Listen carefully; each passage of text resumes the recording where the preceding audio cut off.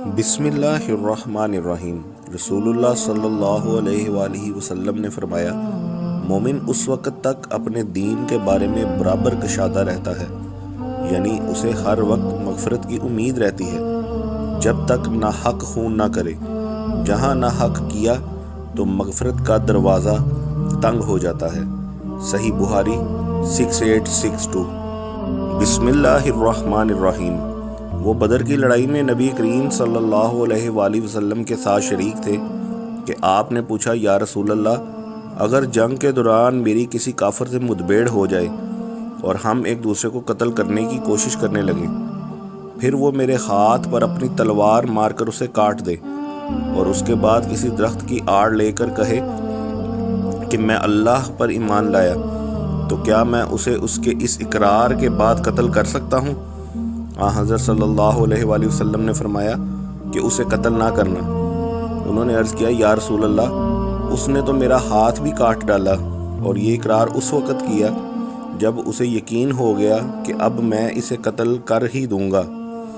حضرت صلی اللہ علیہ وآلہ وسلم نے فرمایا، اسے قتل نہ کرنا، کیونکہ اگر تم نے اسے اسلام لانے کے بعد قتل کر دیا تو وہ تمہارے مرتبے میں ہوگا جو تمہارا اسے قتل کرنے سے پہلے تھا، یعنی معصوم معلوم الدم، اور تم اس کے مرتبے میں ہوگے جو اس کا اس کلمے کے اقرار سے پہلے تھا جو اس نے اب کیا، یعنی ظالم مباح الدم۔ صحیح بخاری 6865۔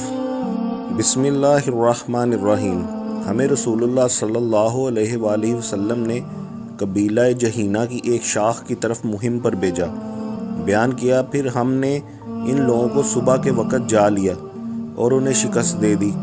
راوی نے بیان کیا کہ میں اور قبیلہ انصار کے ایک صاحب قبیلہ جہینہ کے ایک شخص تک پہنچے، اور جب ہم نے اسے گھیر لیا تو اس نے کہا کہ لا الہ الا اللہ۔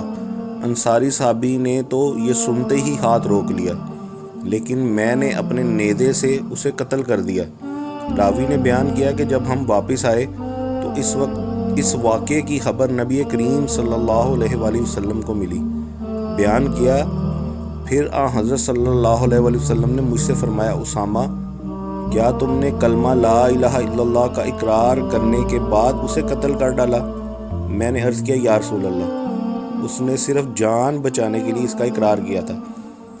حضرت صلی اللہ علیہ وآلہ وسلم نے پھر فرمایا، تم نے اسے لا الہ الا اللہ کا اقرار کرنے کے بعد قتل کر ڈالا؟ بیان کیا کہ حضرت صلی اللہ علیہ وآلہ وسلم اس جملے کو اتنی دفعہ دہراتے رہے کہ میرے دل میں یہ خواہش پیدا ہو گئی کہ کاش میں اس سے پہلے مسلمان نہ ہوا ہوتا۔ صحیح بخاری 6872۔ بسم اللہ الرحمن الرحیم۔ میں ان نقیبوں میں سے تھا جنہوں نے منام لیلۃ العقبہ کے موقع پر رسول اللہ صلی اللہ علیہ وآلہ وسلم سے بیعت کی تھی۔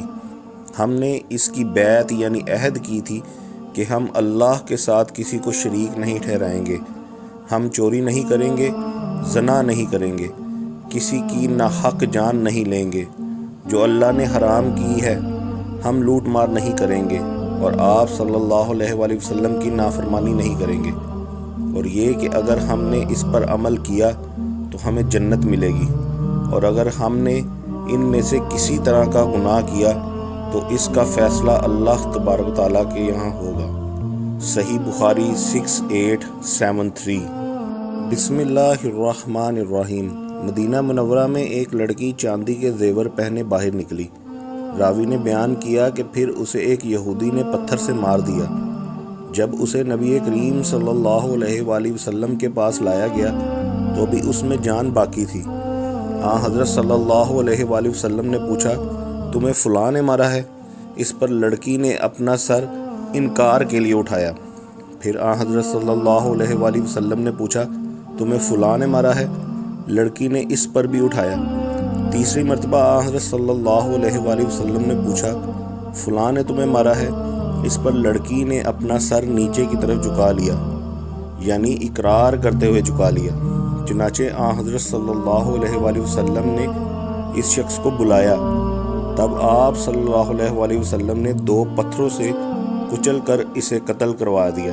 صحیح بخاری 6877۔ بسم اللہ الرحمن الرحیم۔ رسول اللہ صلی اللہ علیہ وآلہ وسلم نے فرمایا، کسی مسلمان کا خون جو کلمہ لا الہ الا اللہ محمد رسول اللہ کا ماننے والا ہو حلال نہیں ہے، البتہ 3 صورتوں میں جائز ہے: جان کے بدلے جان لینے والا، شادی شدہ ہو کر زنا کرنے والا، اور اسلام سے نکل جانے والا یعنی مرتد، جماعت کو چھوڑ دینے والا۔ صحیح بخاری 6878۔